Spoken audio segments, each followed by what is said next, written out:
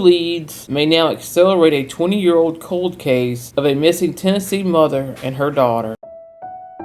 In Robertson County, Tennessee, it's been 20 years since a young mother, Jennifer Wix, and her 2-year-old daughter, Adriana, vanished from Robertson County. Their family has never stopped searching for answers. Few developments have surfaced in the last 2 decades in this case, until several months ago. Adriana was just it. She was her whole life, said Casey Wix, Robertson's Jennifer's younger sister. Casey's memories of her big sister Jennifer and tiny niece Adriana are fragmented, likely because of the trauma from their disappearance.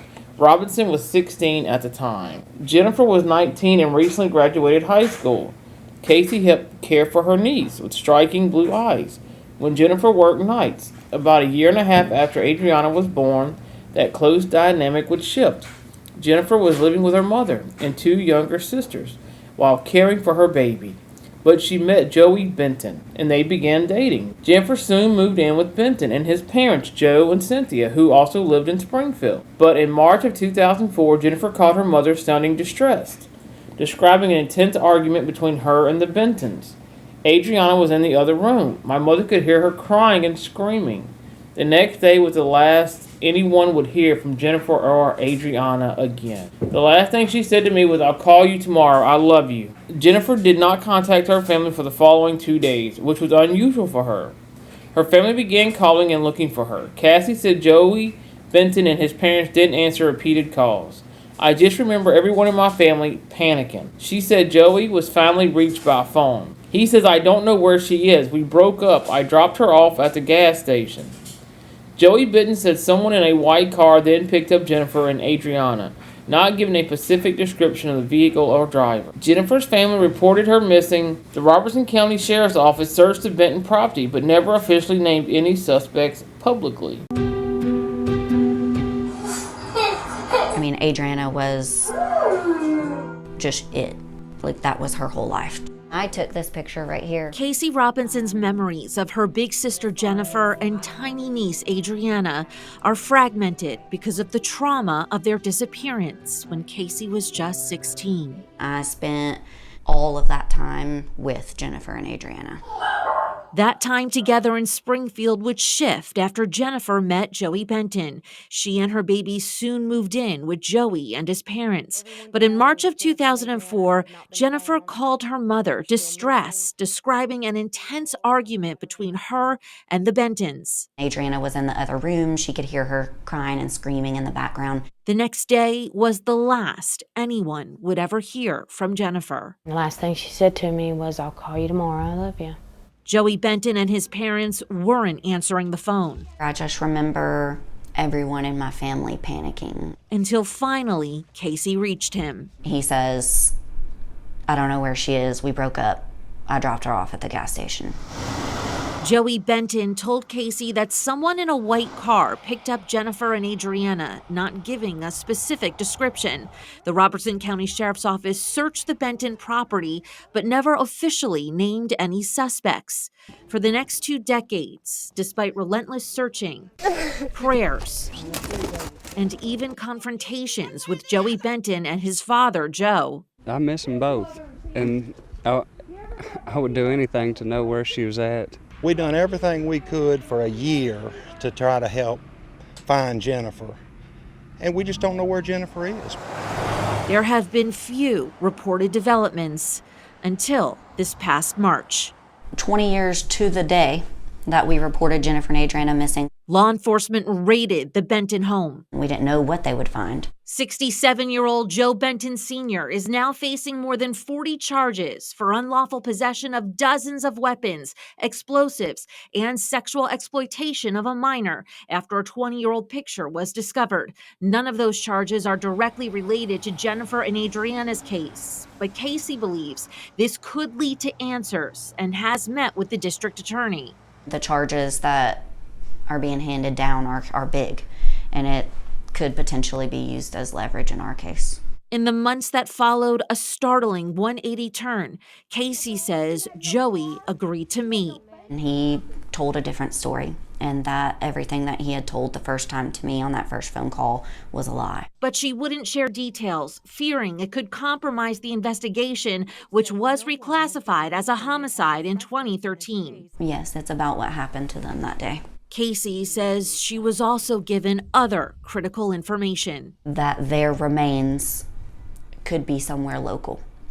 And that was the first time in 20 years that Jennifer and Adriana were referred to by their family as remains. Casey tells me her family, along with investigators, dug in multiple wooded areas in Robertson County over the last month, but nothing has surfaced yet. I feel like we're getting closer. Since Casey began producing a podcast documenting her search called Missing in Hushtown, some have opened up with new information. They're coming forward because they know how close we are. But still, others remain silent. We've had a lot of people throughout this process come forward and talk to me privately and say, I wish I could tell you what I know, but I'm too scared. Some of her leads like that. Casey says she still talks to her sister every day, unwavering in her determination to find Jennifer and Adriana. Show me a sign. Lead me to where you're at. I did reach out twice to the Benton family and didn't get a response for this story. Casey's podcast, Missing in Hushtown, is launching this August 16th. That's Jennifer's birthday. I'm Kelly Avelino. For the next 2 decades, despite relentless search prayers and vigils, fundraisers to help pay for private investigators, billboards and yard signs, and even occasional confrontation with the Bentons, Jennifer's family saw little new information was uncovered.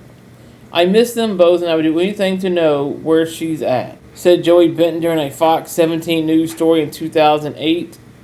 We've done everything we could for a year to try to help find Jennifer, and we just don't know where Jennifer is, said Joey Benton, Joey's father at the time. March 27th of 2024 would break years of quiet.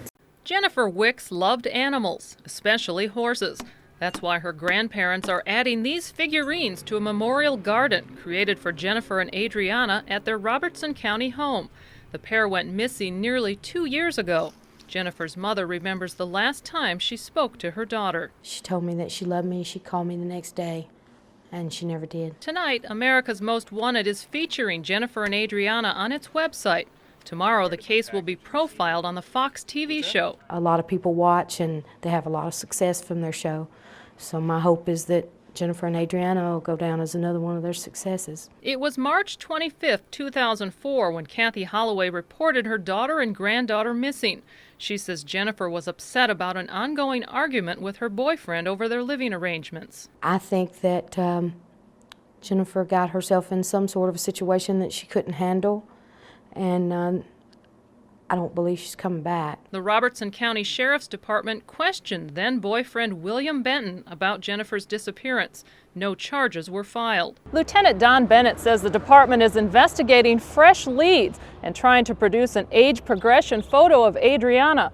But Bennett says what's most important is generating as much publicity as possible. The Montel Williams show featured the Wix disappearance last fall.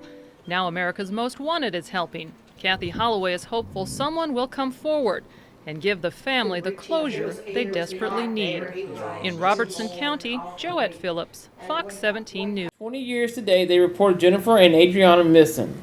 Law enforcement raided the Benton home. Neighbors and friends started vigorously calling Cassie and her family. We didn't know what they would find, said Cassie, who went to check out the activity. Following the execution of a search warrant, Joseph Benton Sr. is now facing more than 40 charges for unlawfully possessing dozens of weapons, explosives, and sexual exploitation of a minor, after court recordings say a 20-year-old picture was discovered. Benton is a felon following a previous assault conviction and is not allowed to have weapons. None of the charges are directly related to Jennifer and Adriana's disappearance, which was reclassified as homicide in 2013. But Cassie believes this could lead to answers and has met with the Robertson County District Attorney. The charges that are being handed down are big, and it could potentially be used as leverage in our case. Let me find my girls and lay them to rest with respect and dignity. It's been a decade of disappointment for Kathy Nail since her 21-year-old daughter Jennifer and 2-year-old granddaughter Adriana disappeared in March 2004. Now, Kathy says that she will never give up looking for her missing daughter and her granddaughter. She's appeared on the Montel Williams Show. Are they still alive? Are they scared? Billboards have been raised, and Nail has hosted annual balloon releases and vigils to mark the girl's disappearance, never giving up hope for leads. Now her efforts may bring some answers. We've developed some new information in the last several weeks that brings us to the conclusion that there was foul play involved, and we are pursuing that as we speak. Sheriff Bill Holt says they're convinced there are people out there that know exactly what happened. The two were last seen in Cross Plains by Jennifer's boyfriend. Sheriff Holt says no one has been eliminated as a suspect in this case, but he won't discuss further details about leads or possible suspects other than to say they need more information. And I am pleading and begging as a mom and a grandmom for whoever that person is to please search your conscience and do the right thing. An increasing reward and a special hotline have been developed just for these tips, hoping to know what happened to Jennifer and Adriana Wix before the 10-year mark. We need your help. Cassie also said in a startling turn, Joey Benton agreed to meet with her and Jennifer's mother for the first time ever in a sit-down meeting. He actually came forward and said, "I'm ready to tell y'all everything," said Casey. He told a different story that everything he had told the first time to me on that first phone call was a lie. Cassie declined to give details, fearing it would compromise her investigation, but did say the information was about what happened the day Jennifer and Adriana went missing. She said other information was also given, that their names could be somewhere local. That was the first time in 20 years that Jennifer and Adriana were referred to by the Benton family as remains. Casey said her family, along with the investigators, dug in multiple wooded areas in Robertson County over the last month. Nothing has surfaced yet. I feel like we're getting closer. Cassie has also started producing a podcast documenting her search missing in Hush Town with producer Jules Thorpe. The first season is set to debut August 16th, Jennifer's birthday, on all platforms. She said since she and Thorpe began re-interviewing everyone possible in the case, some have opened up with new information. They're coming forward because they know how close we are. Others with knowledge are still remaining silent. We've had a lot of people come forward and say, "I wish I could tell you what I know, but I'm too scared." Casey is also raising funds to hire an attorney, as she wrote in the GoFundMe. "We have spent years investigating and searching for answers. We are at a point where we feel like we need legal guidance and representation to help us move forward."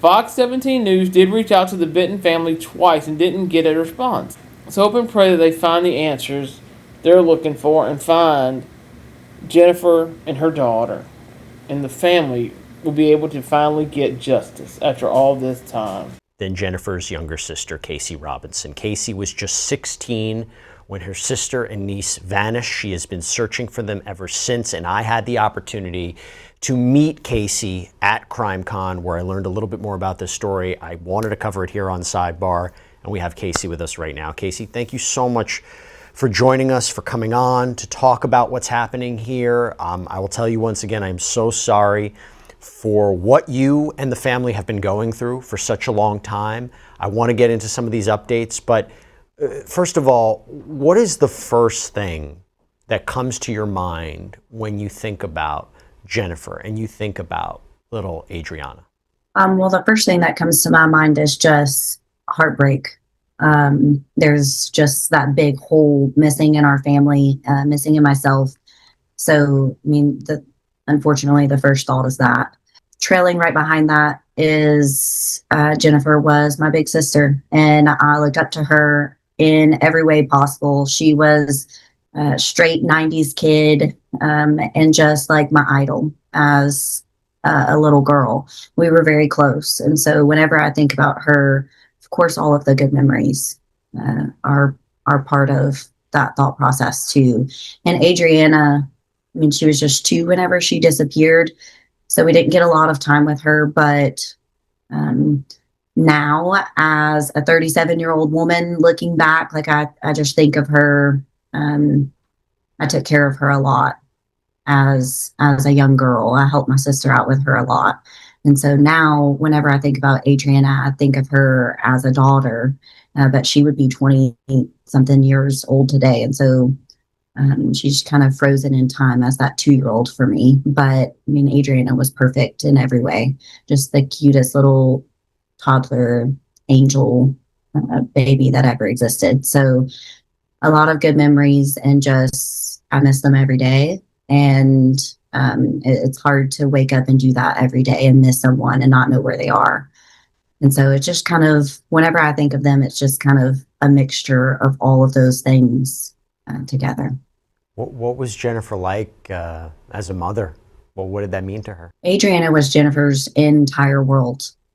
She, got pregnant really young, found out she was having Adriana really young. And at first that was a real big shock to all of our family, but we all just kind of jumped in and were a part of that process. And so whenever I say I took care of Adriana whenever she was little as an infant, and I was, in my early teens, I slept overnight with the baby, got up with her in the middle of the night and fed her and everything, while my sister was working second and third shift jobs, trying to make something of herself, straight out of high school and having a baby. She didn't go to college or anything like that. She was very artsy and intrinsic. She loved to write. She loved music and poetry, and wrote poetry herself and wrote songs, and would write everyone she knew letters. And so she just had that side of her that was emotional, and she was quiet, and she wasn't like your loud, in your face kind of personality. She was more so like the quiet, shy girl. Of course, everyone that knew her said that, she was very kind to them all throughout high school. And as her sister, I know a different side of her, which is the more fiery side, where sisters would, argue and fight and everything. But yeah, she was, just starting out in the world, and didn't really get the chance to figure out what life had in store for her. Can you take us back over 20 years ago, those final days in March of 2004? Do you remember like the last time you saw her, the last time you spoke with Jennifer? It's really hard for me to remember the last time that I saw her because of everything that we've been through. My memory attaches to like the last traumatic experiences that we had. The last time that I really remember seeing my sister would have been on my 16th birthday, whenever she and Adriana came by our house and dropped by to celebrate with us. But I know that I worked at McDonald's whenever I was young, as my first job, and my other sister Heather did too. And Jennifer would bring Adriana to the play place there while we were working and have a meal for them or whatever. So I believe that I saw her last probably at McDonald's for my first job. And then on my birthday probably would have been the last time that I saw her. But as far as talking with her, I can't, it's so hard because I can't remember back that far. It's been so long that I can't remember because of everything that's happened. I don't really have memories of our last conversations. Do you recall what those first hours and days were like when you couldn't reach her, when the family couldn't reach her, that panic, what it was like? Yeah, definitely. Whenever we first kind of heard that no one could get in touch with Jennifer, which was super unusual, she would be in contact with someone or multiple people in our family multiple times a day. It was kind of like her pastime as a stay-at-home mom. So just her way of talking to other people and not just hanging out with a 2-year-old. But whenever we kind of realized no one could get in touch with Jennifer, everyone just started showing up at our house. And I was 16 at the time. And so I didn't really know what was going on. I didn't really understand the gravity of the situation until probably later on in the coming weeks. And whenever I realized she wasn't coming back.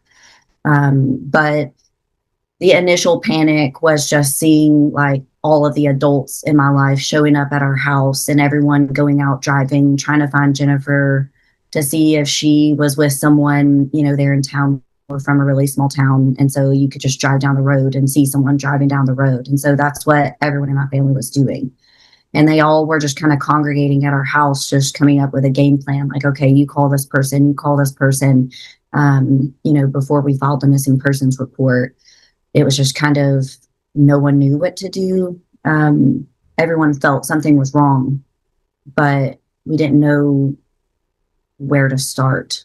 And because we couldn't get in touch with Jennifer, she didn't have her own phone, she didn't have her own car and things like that. It made it even more scary. Like, we couldn't get in touch with her at all. We had to rely on the last people that saw Jennifer and that she was living with, and they were saying they didn't know where she was. Well, when Joey Benton initially told you that Jennifer left with someone in a white car, drops them off at a gas station, someone picks them up, what was your reaction to that, and what followed from that? Yeah, our first reaction is that's just not true. Like, Jennifer would not just up and leave with someone that no one knew. And so whenever we're calling around to all of her friends, the people that she had regular contact with and that she would potentially go with, everyone said, you know, no, we haven't seen her, we haven't heard from her. And so that left Joey as the last person to see Jennifer and Adriana. And so our initial reaction was like, something's not right. That's not right. She wouldn't just leave with a random person. She had also made plans the day before, speaking with my aunt, to come to my aunt's house. So she had already kind of made a plan if she were to go somewhere. So for him to say that she just got into this arbitrary white car with someone that we did not know, and just had no contact anymore, that just was super out of character for her, and something that she just would not do. What was Joey's relationship like with Jennifer? What was your relationship like with Joey? I didn't really have a relationship with Joey. Jennifer and Joey's relationship was short. They started dating in July 2003, and they disappeared in March 2004. And so it was a short 9 months or so relationship, on again, off again. In the fall of 2003, my mom and myself, we lived out west, outside Las Vegas. My mom took a job out there, and we moved back because of an incident that happened with Jennifer and Joey. They got into an argument. They had only been dating for, you know, a month or two at the time. So I had never met him. And then whenever we moved back to Cross Plains, Jennifer and Adriana moved in with us. And then the only other time that I really saw Joey, he was moving my sister, my niece, out of our house, telling my mom she didn't have a daughter anymore. Only impressions of Joey, and they were traumatic and scary and things that I had never, you know, seen before at that point in my life. And so they had this on again, off again relationship that were throwing up red flags left and right. And then she moved in with him, and I guess decided to continue that relationship. And from January to March, I didn't really see Joey at all, but I guess Jennifer and Joey's relationship was going okay. We didn't really hear of any arguments that they had. And then in March, they started arguing again because Jennifer wanted to move out of his parents' house. And so the arguing picked up, not just with Joey, but with also his parents and Cindy. Didn't you recently speak to him? Mm-hmm. Yeah. What was that about? I talked to him for the first time ever in April of 2024. So this was after the girls' 20-year anniversary of their disappearance. There was a big raid at their family's house, and we thought potentially that it had to do with Jennifer and Adriana, but it didn't. There were some other things going on with his dad and illegal weapons and things like that. And he received 40 something plus charges from that raid at their house. And then shortly after that, I talked to Joey for the first time. I told him, can you and I talk? I just want to know my sister better. You were the last person that was really around her, that knew her probably better than anyone else at that time. So can we talk? And he said, sure. So we were on the phone for over an hour, and I got the opportunity, to ask him about their relationship. And he said that they loved each other, that they had plans to have another baby, to get married, that he really loved them. And I asked him, about the last days leading up to their disappearance. And I asked him if all of that was true, about him taking them to the gas station and dropping them off in the white car and all of that. And he said that, yes, that all of that was true. So we ended that first conversation. He was super cordial on the phone, said that we could talk again. He would love to talk anytime. But I left after that first conversation. It left me kind of feeling like maybe we had this all wrong. He really did love them, and he was very nice to me. Like maybe we just never gave him the opportunity to talk. And so that was our first conversation, and it left me feeling that kind of way, like maybe we're looking at the wrong people. Maybe she did get in this white four-door car. Maybe he's telling the truth. So that was our first conversation, but I talked to him again in July of last year, and it was a completely different conversation. His family was going through a lot of things because of that raid. And so they were kind of turning on each other, if you will, that Joey and his other family members had turned his dad in for some material that they had found on the computer, these illegal weapons and things. One of the charges that his dad received was sexual exploitation of a minor. And that was one of the things that they turned him in for. And so because of all of these disagreements and the tension in their family, Joey decided to interrupt a meeting that my family had with the district attorney at the time. And he came forward and said that he was ready to tell law enforcement and my family everything. And he did tell law enforcement, and he sat face to face with my mom in town in Springfield, which is where Jennifer and Adriana disappeared from. Springfield and Cross Plains we kind of use interchangeably because they lived on the line of those two cities. But he met with my mom face to face. I was on speakerphone. This was my second conversation with him. And he said that the gas station story, everything that they had told and had been telling for the last 20 years was a lie. So completely different conversation from the first one that we had in April. Did he explain the circumstances about how she died? Mm-hmm. Yeah. He did tell a version, which I'll refer to as another version, and potentially another well thought out lie, like the lie that they told for 20 years. So he said that whenever he got home from work on March 25th, 2004, that Jennifer and Adriana were already dead. And he did tell what happened to Jennifer and Adriana, but that's not a story that we believe. And it's not a story that law enforcement can prove or corroborate in any kind of way. And so we're not putting that information out publicly right now, what he said happened, because we don't want another story to be believed that's not true. We just want to get down to the truth of it. So we're not going to share those details and help him in any way. But in your opinion, why has there been no arrest in this case, particularly after what you just told us? Yeah. Well, for the past 20 years, everything in our case has been primarily circumstantial. There's no physical evidence in our case. If what Joey's saying is true, and Jennifer and Adriana died on March 25th, 2004, and that's the last time that anyone in our family had contact with them. We reported Jennifer and Adriana missing on Saturday. So a few days had passed before we filed the missing persons report and before law enforcement was able to go do a welfare check and actually walk through the property. The first time they tried to do the welfare check, they were told by Joey they need to come back with a warrant. And so they got a permissive walk through on Sunday. after we reported them missing. And so by that time, I think that any evidence of a crime, signs of a conflict or a struggle that they would have been looking for could have been cleaned up. Surveillance footage that was at the gas station, by the time law enforcement was able to try to get that footage, it had been taped over. So a lot of the evidence in our case, because there were, those couple of days where, from the time it happened, the time we reported them missing, and they started actually questioning and looking into things, I think that was time missed and evidence lost. And then not to mention the last 20 years of, being told, no, you can't search on our property by the Bentons. Every search that we've ever tried to set up being, met with aggression and them trying to get the search called off. Every search has been permissive. There have been a few search warrants that were executed in our case, but search warrants are very specific. And so, they did not also turn into us locating any evidence or anything to do with Jennifer and Adriana.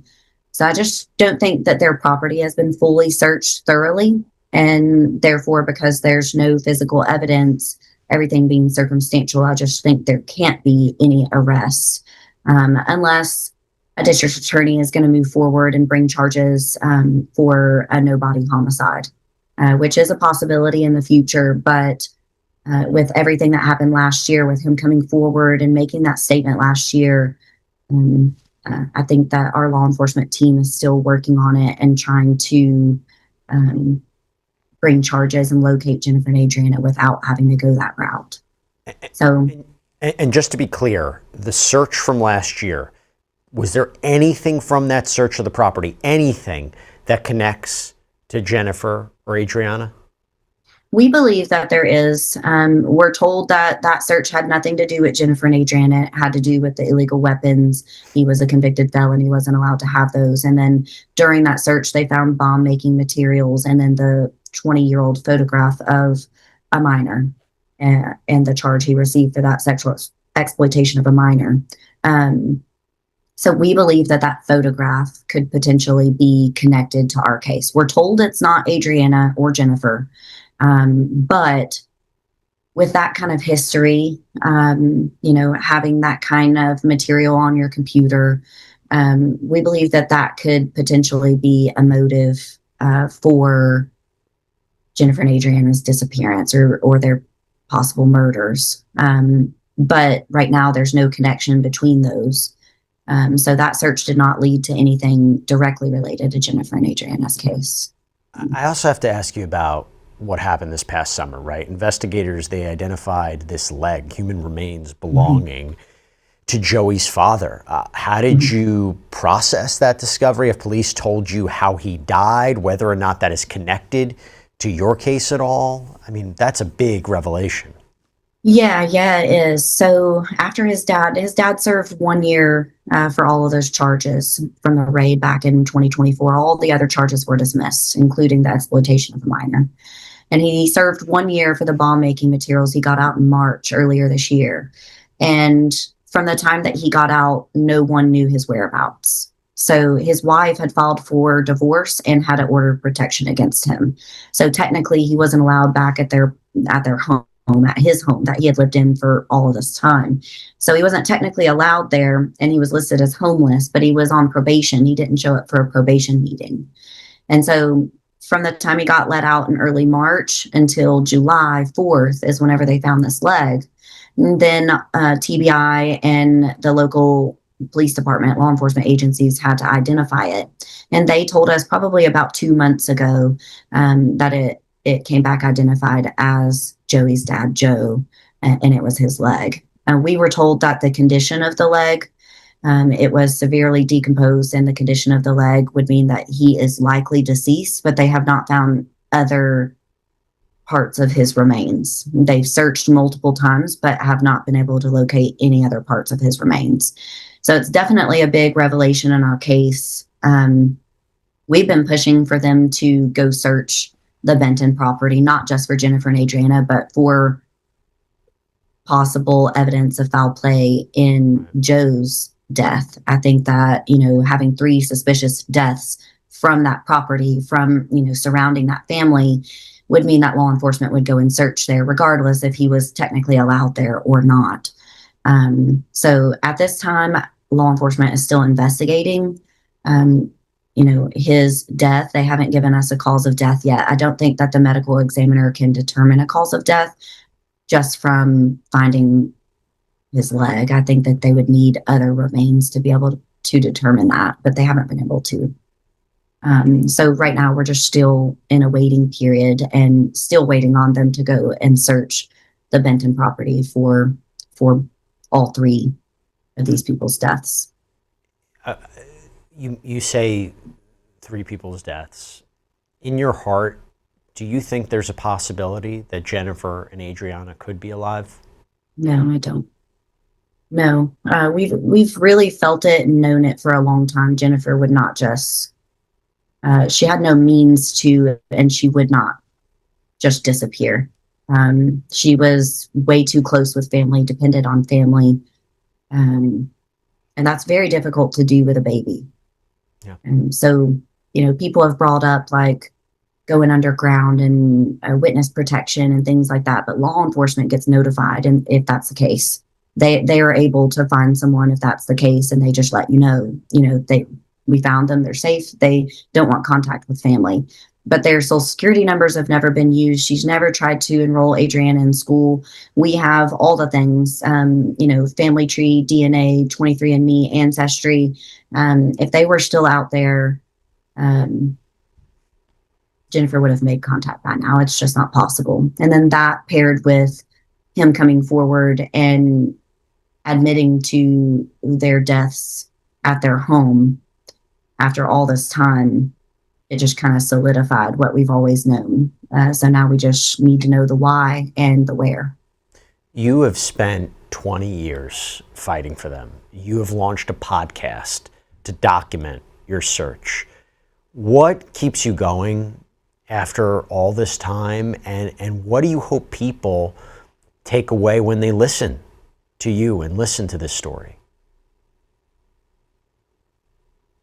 Yeah, I've spent a long time. I do this every day. Every day of my life, I wake up and I think, how can I move the case forward? What can I do to find Jennifer and Adriana today? Who can I talk to? Should I reach out to Joey and his family again? Every day I do interviews with as many people as I can, constantly bugging our law enforcement team, district attorney and everything. I'm also working on legislative stuff for trying to get changes made for other families in Tennessee, but also on a federal level, partnering together with other families who have been in my shoes or who are in my shoes. So I do this every day. My mom, the rest of my family, we do this every day, but we don't want to. Our main goal and what I want everyone to know is that if we could just find Jennifer and Adriana, we don't have to know the why or the who. And I think that a lot of missing persons families probably feel the same. After so much time has passed, we just want to find them and to know for sure, and end the not knowing piece. That's the hardest part. Every family will tell you that, and it's the hardest part for us too. Of course, we would like to see justice served. If not on the criminal side, we're pursuing justice or a form of it on the civil side as well. So what I would like everyone to know is that whenever you have someone you love, or 2 people in our case that go missing and you don't know where they are, this doesn't end for you. You have to continue it.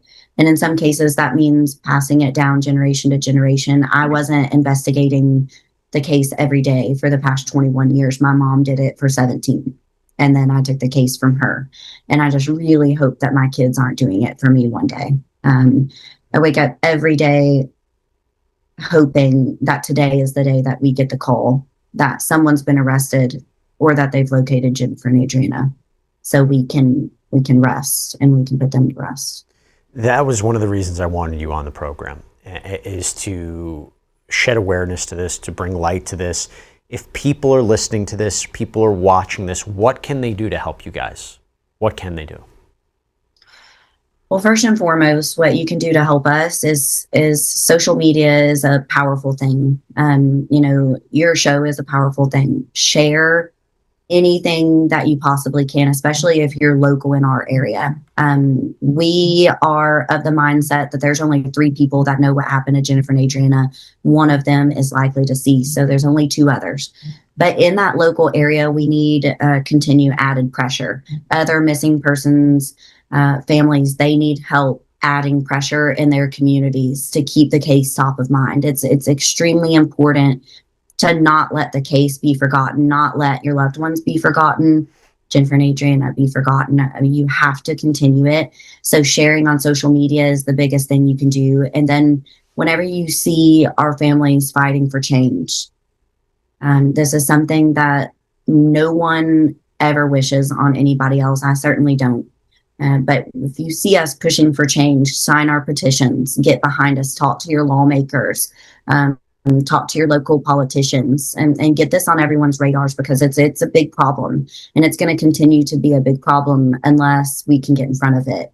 And we just need people to do that. We need people to make change.